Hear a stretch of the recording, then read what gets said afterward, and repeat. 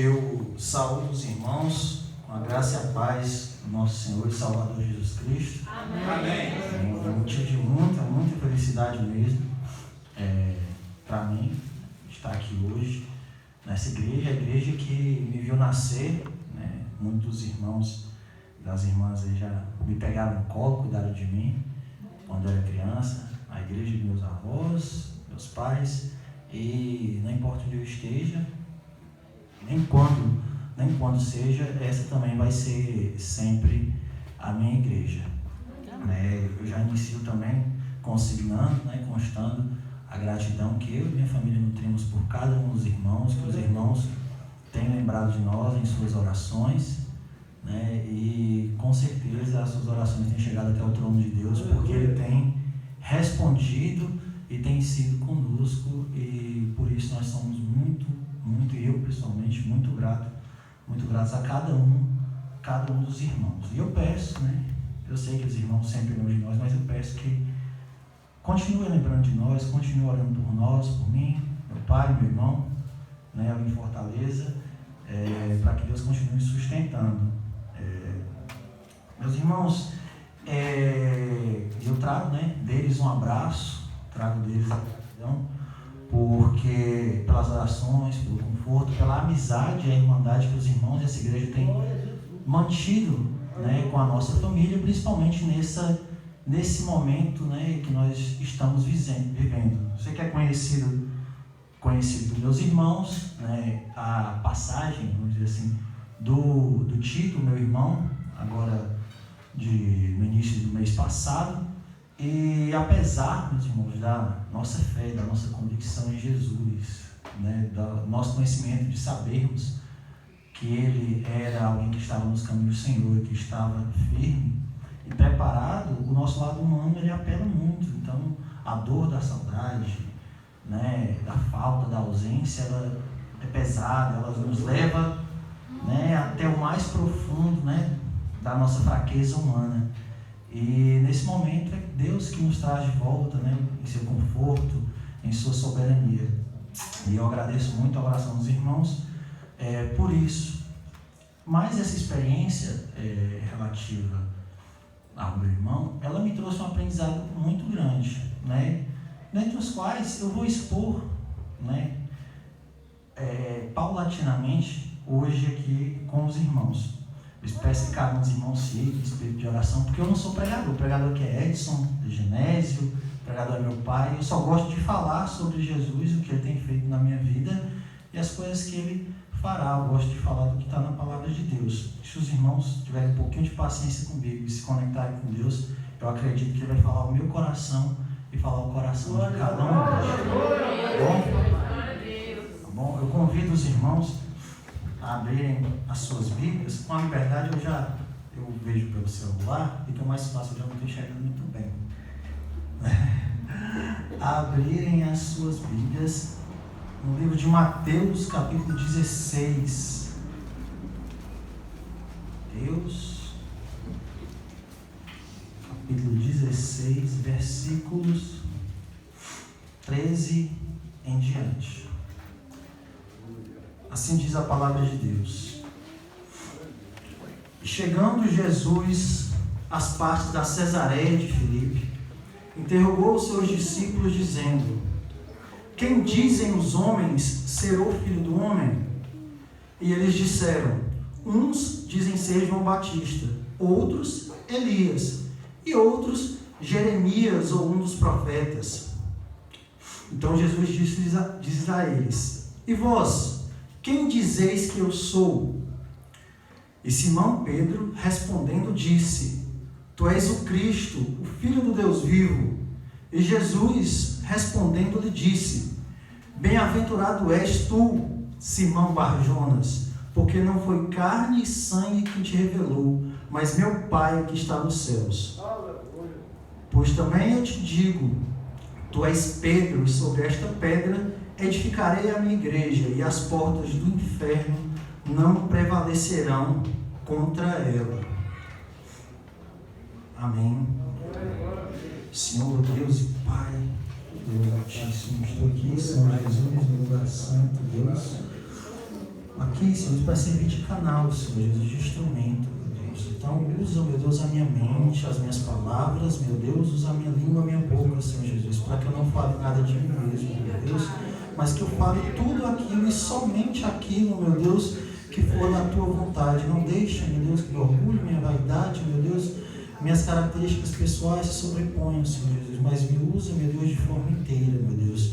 Em nome do teu Filho Jesus, perdoa os meus pecados e afasta, meu Deus, do meu coração, da minha mente, qualquer coisa, meu Deus, que impeça da tua perfeita obra nessa noite, meu Deus. Nos edifica, aumenta a nossa fé e nos aproxima de ti. Eu te agradeço, meu Deus, em nome de Jesus. Amém e amém. Meus irmãos, eu vou citar essa passagem hoje, especialmente para chamar a atenção do relacionamento, vamos dizer assim, de Jesus com seus discípulos e especialmente com Simão, que passou a se chamar depois Pedro, né, Cefas. Porque Pedro, ele é um cara que eu me identifico em muitas coisas com ele, né? Na sua jornada, vamos assim dizer. Pedro, ele foi chamado por Jesus. Em dado momento, Jesus disse, vem, e ele foi. Pedro caminhou com Jesus durante anos, né? Durante pelo menos 3 anos. Caminhou com Jesus, conheceu a Jesus. Jesus falou com ele, operou milagres, né? Na família de Jesus. Ele acompanhou Jesus, ele viu o sobrenatural acontecer, ele se relacionou, ele falou, ele foi usado pelo Espírito Santo, né? Por Deus, enquanto caminhava por Jesus. Mas Pedro, em alguns momentos, deu mole. A gente vai ler aqui mais na frente que Pedro deu brecha para Satanás. Lá na frente, durante a crucificação de Jesus, Pedro negou a Jesus. Eu também nasci, né, na verdade, no dia de Jesus me chamou no ventre da minha mãe, me colocou no lar cristão. Eu nasci conhecendo a palavra de Deus. Eu vi Jesus operar na igreja, eu vi Jesus operar na minha vida, fazer milagres. Jesus já me usou em diversas oportunidades, mas eu também dei mole. Eu também neguei a Jesus, né, em alguns momentos da minha vida. Mas um dia, assim como aconteceu com Pedro, Jesus, após a citada, olhou para Pedro e disse, ei Pedro, tu me amas? Eu disse, eu te amo, Senhor. Tu me amas? Eu te amo. E Jesus perguntou para mim um dia se eu amava, e eu respondi que sim. Ele perguntou de novo, eu respondi que sim. E é pelo amor que Deus colocou no meu coração a Ele que eu estou aqui hoje. Eu espero que um dia eu possa ganhar almas para Jesus, assim como Pedro também ganhou, né, após esse último encontro com o Senhor. Mas nesse momento, meus irmãos, Pedro ainda não era o grande Pedro. Pedro ainda era Simão. E ele estava, conjuntamente com os apóstolos, num lugar, nessa Cesareia de Filipe. Ela é uma cidade que não ficava na Judéia, ela ficava numa terra além, né, que seria ali a Síria hoje em dia. É uma terra que não fazia parte das 12 tribos, não havia sido concedida, vamos dizer assim, ao povo judeu. Era uma terra pagã, era uma terra que não estava abraçada pela promessa de Deus. Mas Jesus ainda assim foi lá, ele ia lá, nessas terras. Mas porém, antes dele adentrar, quando ele estava chegando lá, antes de adentrar, ele perguntou para os discípulos, né? Discípulos muito bem formados, sei, o que é esse pessoal desse lugar? O que eles dizem que eu sou? Aí, como nós lemos, os discípulos falaram, Senhor, eles falam que o Senhor é João Batista, falam que o Senhor é Elias ou Jeremias, falam que é um dos profetas. Jesus, ele se importa com o que as pessoas pensam dele. Deus, ele se importa com o que as pessoas pensam dele. Deus, ele olha para cada um de nós, ele olha para o mundo, ele olha para nós e se importa com o que as pessoas pensam dele. Os cesareiros, né, as pessoas de Cesareia falaram que Jesus era um profeta, era um retorno de profeta, de Elias, de João Batista. No mundo as pessoas falam que Jesus, ele é um grande homem, é um espírito iluminado, ele foi um grande líder. E é isso que a gente escuta no mundo. Foi um homem exemplar, alguém a ser seguido. É isso que o mundo diz. Mas Jesus, ele não pergunta só para o mundo, ele não se importa só o que as pessoas lá fora falam dele, ele se importa com que os discípulos, que nessa altura já estavam há mais ou menos 1 ano e meio caminhando com ele perguntou para os discípulos. Os discípulos foram chamados por ele, os discípulos viram milagres, os discípulos estavam cotidianamente com Jesus, e Jesus perguntou, ei, tá, eles não me conhecem, eu ainda não estive com eles. E eles dizem que eu sou João Batista, que eu sou um profeta. E vocês que estão há 1 ano e meio comigo, caminhando comigo, quem vocês acham que eu sou? Quem nós achamos que é Jesus? E mais do que isso, o texto diz, quem vós dizeis que eu sou? O que nós estamos dizendo que é Jesus? Quem nós estamos dizendo que é Jesus? O quem a nossa boca fala que é Jesus? Quando nós abrimos a boca, nós falamos, Jesus é o meu Senhor, meu Salvador, o Redentor. Foi Ele que perdoou os meus pecados e mudou a minha vida e o meu caráter.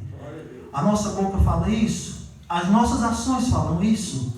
O nosso caminhar fala isso? Será que no nosso trabalho nós falamos isso? Na nossa escola nós falamos isso? Será que no nosso dia a dia, no nosso futebol, nas nossas amizades, nós dizemos isso não só com a nossa boca? Será que o nosso carro diz quem é Jesus? Será que a nossa roupa diz quem é Jesus? Será que o nosso celular diz quem é Jesus? Será que a nossa vida diz para o mundo quem é Jesus? Será que se o mundo olhar para nós vai dizer, não, Jesus é o Senhor e Salvador da vida do Rogério? Porque olha só, o que a vida do Rogério me diz? A vida do Rogério me diz que Jesus é o Filho de Deus. Será que a vida do Tiago diz quem é Jesus? Esse é o ponto número. Quem é Jesus? Quem nós dizemos que Ele é? Nós seguimos os versículos e vemos que Cefas, Simão, responde a Jesus, diz, tu és o Cristo, o Filho do Deus vivo. Essa passagem, essa resposta de Simão, ela carrega um peso muito grande. Veja bem, quando Jesus perguntou, em algumas traduções, Jesus perguntou assim, quem dizem as pessoas ser o Filho do Homem? Porque Filho do Homem era um título que Jesus avocou para si. É um título que é citado em alguns profetas, como Daniel, e Jesus sempre se referia a si mesmo como o Filho do Homem, que é um título messiânico também. Então, ou seja, quando Jesus perguntou, ele já deu, uma resposta. Mas por que ele não usava o termo Messias comumente? Porque o termo Messias, naquele cenário, ele havia sido, sua utilização havia sido deturpada, corrompida para outros fins. Então, normalmente, ele utilizava o termo Filho do Homem. Mas quando Simão responde, ele diz, tu és o Cristo. Cristo também vem de Messias, O Messias esperado, apenas a questão da tradução. Ou seja, ele está dizendo, o Senhor era aquele que havia de vir. Vem da raiz de Davi. O Senhor é o esperado de Israel, o rei esperado de Israel. Mas ele diz mais, o Filho do Deus vivo. Ele está dizendo, você não é só um homem que havia sido esperado, o rei esperado de Israel, mas o Senhor também tem a natureza divina. Porque Jesus, meus irmãos, ele não é só um título, ele não é só um status, ele não é só uma condição humana que me garante o Tiago ser melhor do que o outro. Não, ele tem a natureza divina. Ou seja, o Todo-Poderoso se fez homem, habitou entre nós, para que nós pudéssemos ter um contato e uma relação direta com ele. Então, quando Pedro diz isso, ele está confessando que Jesus é Deus conosco, é o Emmanuel. E nesse ponto, meus irmãos, o que eu chamo a atenção é para a resposta de Jesus, que ele diz, bem-aventurado és tu, Simão Barjonas, porque não foi carne nem sangue que te revelou, mas meu Pai que está nos céus.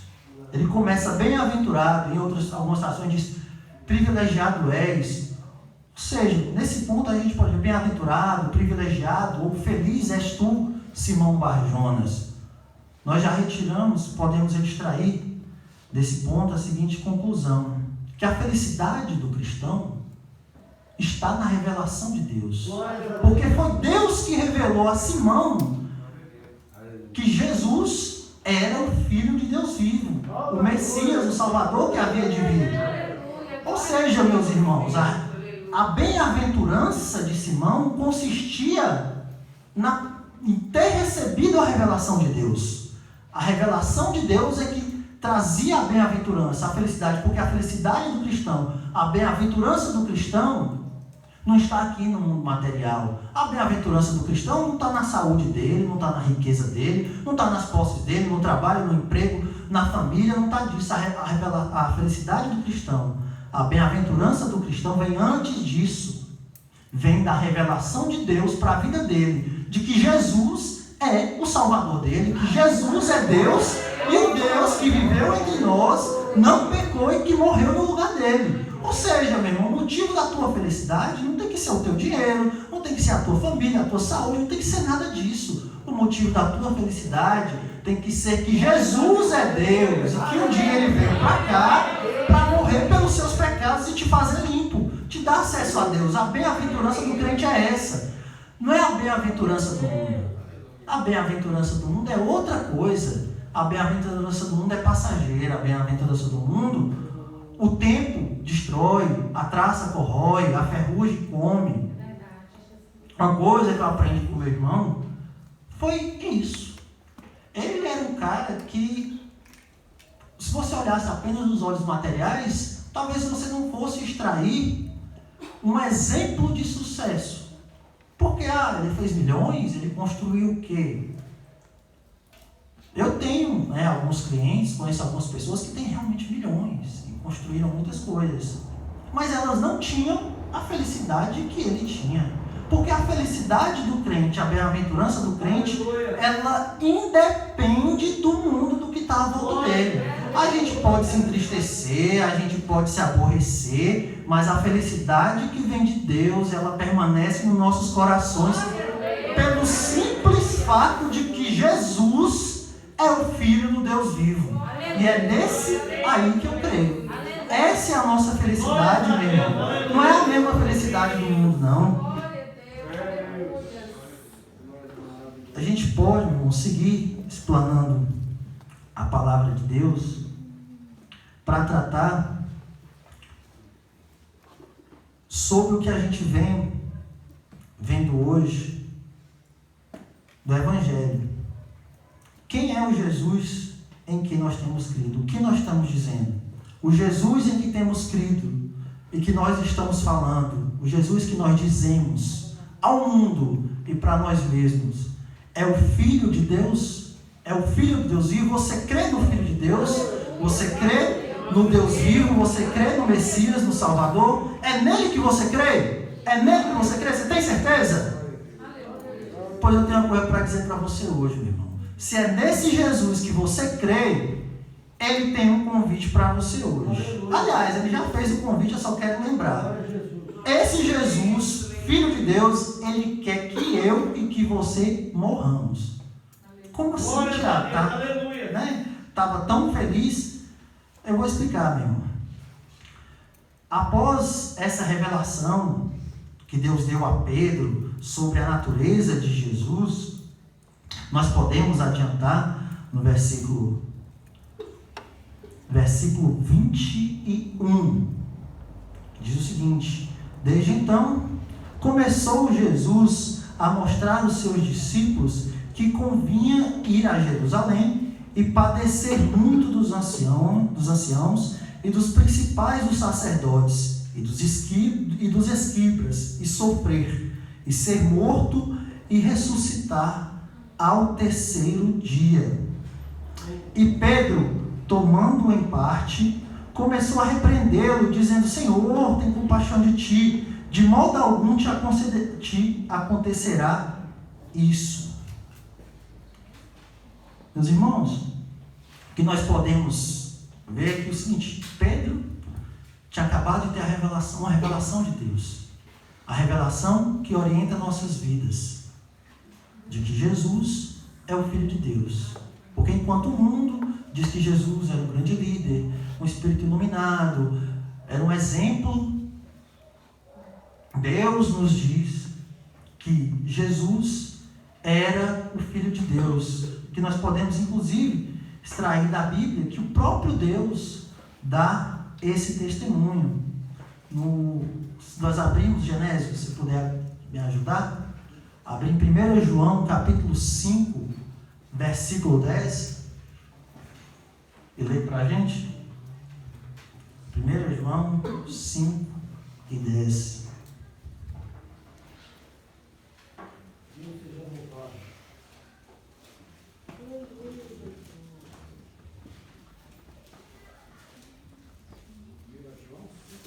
E 5, 9 e 10.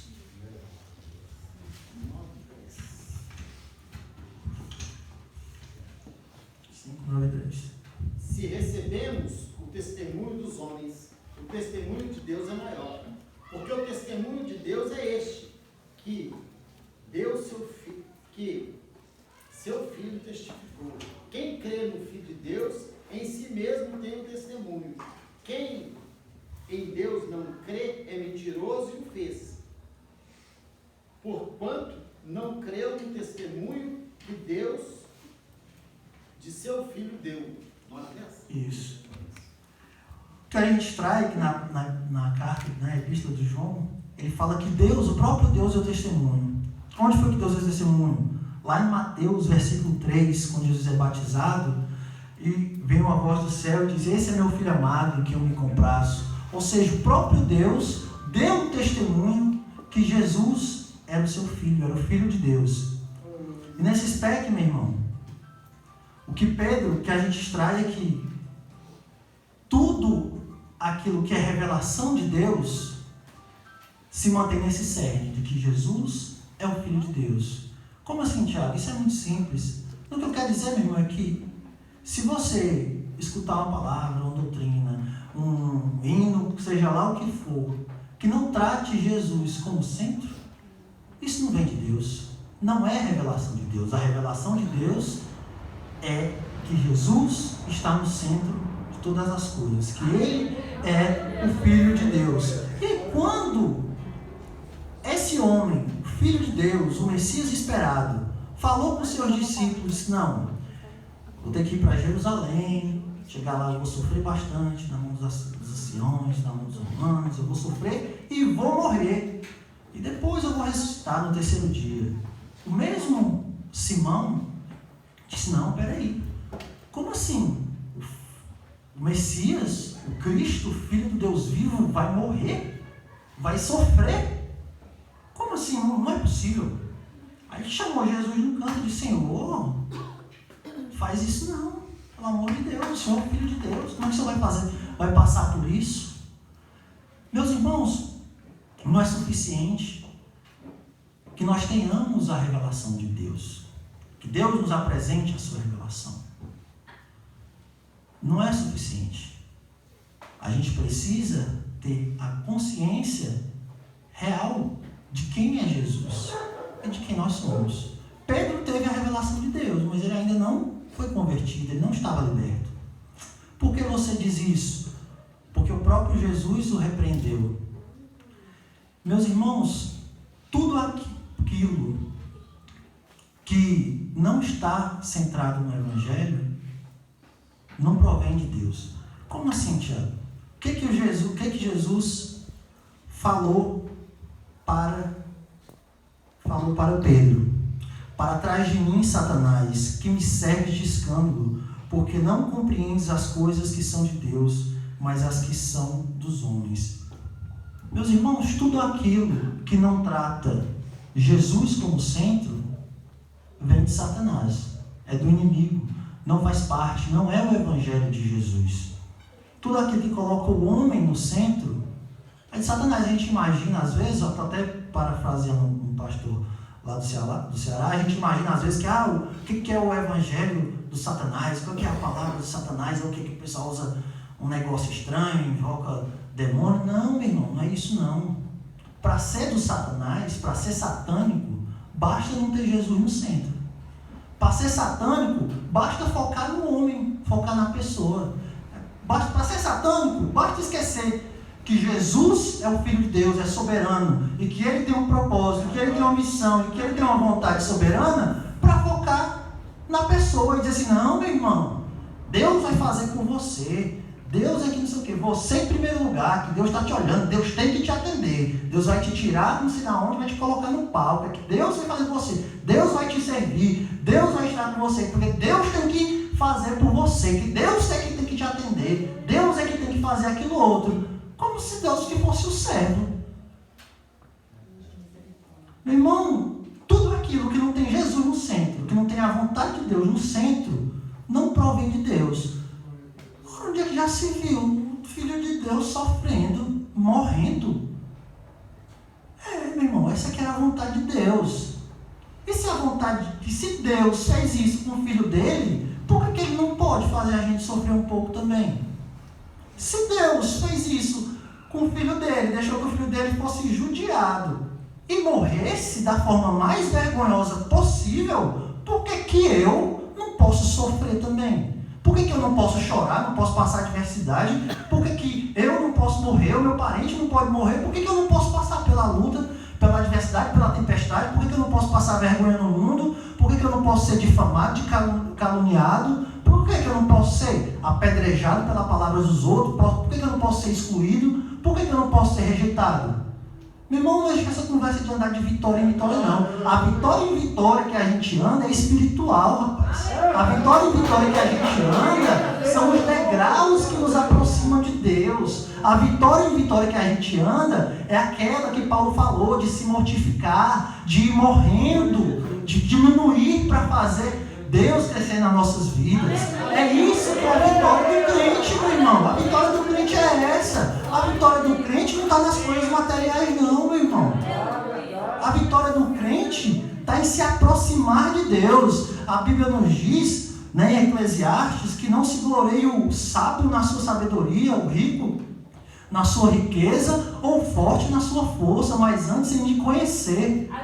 É isso, meu irmão. O crente, ele se alegra, o crente se vangloria em conhecer a Deus, ainda que seja o sofrimento e a dor que te aproxime dele.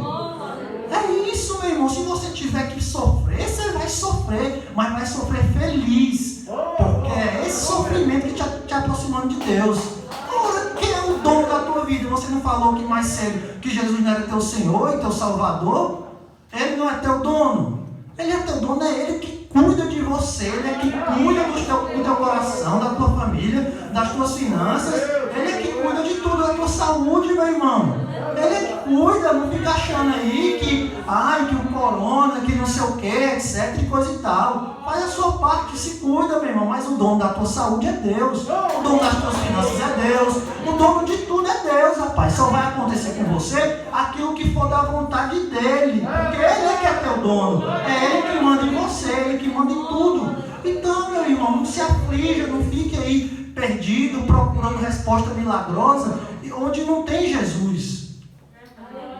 Jesus, Ele tem que estar no centro das nossas vidas, no centro do nosso louvor, no centro da nossa palavra, no centro do nosso andar, do nosso falar, do nosso pensar. Porque tudo que vem do homem, como o próprio Jesus disse, é de Satanás. E nós temos que rejeitar. Nós não podemos trazer isso para nossas vidas, meu irmão. Não é não sei quem, não sei aonde, com feijão mágico de não sei o que vai, oh meu Deus, operar um milagre. Não, meu irmão. É você se entregando, se aprofundando em conhecer a Deus, se relacionando com Ele. Porque você pode entrar na cova e Deus pode estar lá e te livrar do leão, mas você pode entrar e o leão te estraçalhar. Mas e aí? É para a glória de Deus, porque essa era a vontade dele. Entendeu, meu irmão? Como os dois lá na Babilônia que não se prostraram, eles disseram, nosso Deus pode nos salvar. Mas mesmo que Ele não salve, também não tem diferença não. É isso que é o crente, meu irmão. Tudo que eu faço é para a glória de Deus. Se Deus quiser me salvar, se Deus quiser me abençoar, se Deus quiser me fazer feliz e me dar, é para a glória dele. Se Ele não fizer, é para a glória dele do mesmo jeito. Glórias a Deus, aleluia, Jesus.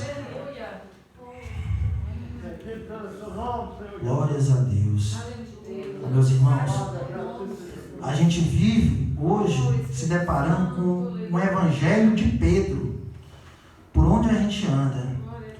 O Evangelho de Pedro que nos fala da felicidade material, que nos fala da satisfação pessoal, nos fala da vitória material. O Evangelho de Pedro, ele nos diz que você vai ser vencedor e vai ter sucesso e que tudo na sua vida vai ser bom e vai ser próspero e tal. Mas a gente tem que ver o Evangelho de Jesus. O Evangelho de Jesus é aquele que ele falou, opa, não, peraí. O Evangelho de Jesus é o que fala aqui no versículo 24 em diante. Então disse Jesus aos seus discípulos: se alguém quiser vir após mim, renuncie-se a si mesmo, tome-se a sua cruz e siga-me. Meus irmãos, falar de mim, durante um bom tempo da minha vida, eu ficava pensando, eu lembro até hoje, eu estava viajando, estava em Salvador, estava vivendo uma fase muito feliz da minha vida. E aí, esperando um avião, estava indo para a porta esperando um avião, Jesus falou no meu coração, disse, poxa, você está feliz, né? Eu falei, estou. Pois é, será que eu vou precisar sofrer para poder servir a Deus? Eu tinha muito medo de sofrer. Rapaz, oh Deus, não, eu vou te servir, quando eu me reconciliei, alguns anos atrás, não, Deus, eu vou servir. O Senhor vem comigo, mas não me deixa sofrer não, porque eu não aguento não. Meu amigo, a vida do cristão, ela é renúncia, ela é sofrimento, ela é sacrifício. A vida do cristão não é outra. Eu não estou falando que você vai viver igual um derrotado, eu não estou falando isso não. Estou falando que se a vida do cristão for fácil, ele não está sendo cristão, porque o próprio Jesus disse que você tinha que renunciar a si mesmo, tomar uma cruz para poder seguir ele. Ora, como é que é fácil renunciar a si mesmo?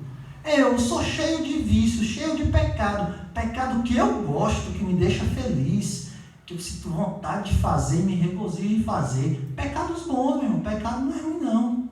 Como é que eu vou deixar isso e ficar bem? Não, meu irmão, ser crente não é fácil não. Ser crente é sacrifício, é renunciar a si mesmo. Aleluia. Ser crente é tomar uma cruz. O que era a cruz? A cruz era a coisa mais vergonhosa daquela época. Hoje em dia, eu já escutei de algumas mães falar, meu Deus do céu, meu filho morreu com um tiro e tudo mais, a coisa vergonhosa, morte de bandido, traz essa situação. Naquela época era uma coisa muito pior, a pessoa morrer com a cruz, que era reservada somente aos piores dos piores, a cruz. E Jesus convida você a pegar esse encargo, dizer assim, não, meu amigo, vem cá, pega a cruz. Se me seguir vai te fazer passar vergonha, passa vergonha. Renuncia a si mesmo, deixa de lado o que é bom, vem ser separado, vem ser santo. Vem carregar a sua cruz, passar pela dificuldade. Se você tiver que sofrer, você vai sofrer. Se você tiver que passar, ser açoitado, você vai ser. Mas você vai seguir a Jesus. Por quê? Porque você não vai passar por nada disso sozinho. Se você tiver que sofrer, você vai sofrer, mas vai sofrer com Jesus. Porque o Espírito Santo vai estar lá no trono do Senhor, gemendo com gemidos inexprimíveis ao seu favor. Se você tiver que chorar, o Espírito Santo vai chorar com você. Se você tiver, meu Deus, que clamar, o Espírito Santo vai clamar com você. A diferença nossa é essa, meu irmão, que a nossa vitória está em seguir a Jesus, renunciarmos a nós mesmos. Lá em Gálatas, Paulo fala que nós fomos crucificados com o mundo. Deixa eu procurar o versículo aqui, meu irmão. Louvado seja Deus, aleluia. Liberdade, fazer Genésio ler, não está enxergando muito bem. Já abri Genésio para mim, Gálatas, capítulo 2, versículo 20. Aleluia, Jesus. Glorificado seja o nome do Senhor. Deus de poder, santo é teu nome. Gálatas 2, de 20. Já estou crucificado com Cristo, e vivo, não mais eu, mas Cristo vive em mim. E a vida que agora vivo na carne, vivo-a na fé do Filho de Deus, o qual me amou e se entregou a si mesmo por mim. Glórias a Deus. Meus irmãos, Jesus morreu e foi crucificado. Jesus nos convidou a tomar a nossa cruz e o segui-lo. E se nós o seguirmos, nós somos também crucificados com Ele. Nós morremos. Jesus nos convida para morrer para o mundo. Jesus nos convida a deixar a nossa vida para o mundo, perder a nossa vida para o mundo, para poder ganharmos a vida eterna. Porque essa é que é a vitória do crente. É esse, meu irmão. É essa, meu irmão, que é a bem-aventurança do crente. É a vida eterna. É a salvação. É essa que é a bem-aventurança do crente. Não se preocupa, meu irmão. Ah, meu Deus, com a doença. Não se preocupa com a falta de dinheiro. Não se preocupa com a política do mundo. Não se preocupa com nada disso. Jesus não é teu Salvador, teu Redentor. Ele não é o Filho do Deus vivo. Se preocupe em carregar a sua cruz, renunciar a si mesmo e o segui-lo. Porque todas as coisas cooperam para o bem daqueles que amam a Cristo.